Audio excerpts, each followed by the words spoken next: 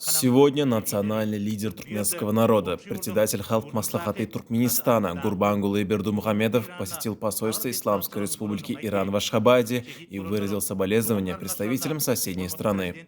Национальный лидер туркменского народа в качестве символа незыблемых туркмено-иранских отношений дружбы и братства сделал запись в книге соболезнований. Председатель Халк Маслахаты Туркменистана выразил в трудное для двух соседних народов время слова сочувствия и поддержки. Затем муфтий Туркменистана прочел молитвы в память об усопших. Amin. Ya Rabbil Alemin.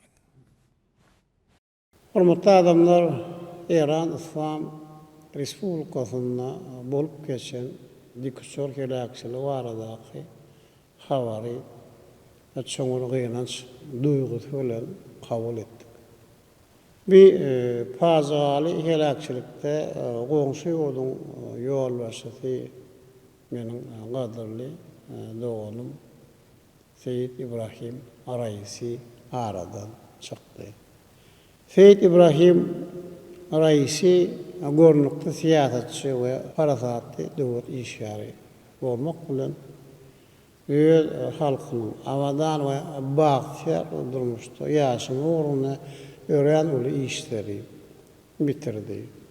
Ol Türkmen İran dostluk gatnaşyklaryny hasa berkitmäge eger uly şahsy goşundyny goşdy. Onuň hem bir wagt aradan çykmagy bilen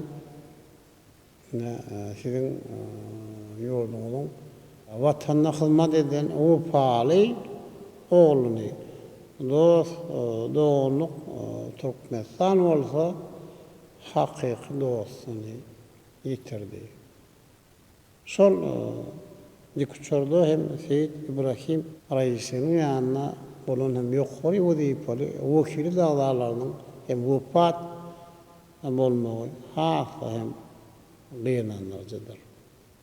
Hem Türkmenlerde kıyamet günü goňşydan diýär. Şoňra da şeýle hem fursatda Türkmenistan iň ýakyn goňşy hökmüne doňuk İran halkynyň gynanjyny paýlaşýar.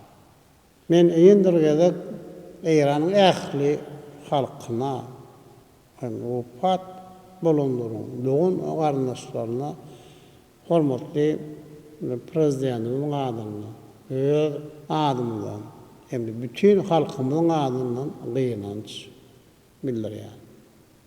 Merhumlara iman baýlany dileýär. Olaryň ýatan ýeri ýakty, zalary cennet bolsun.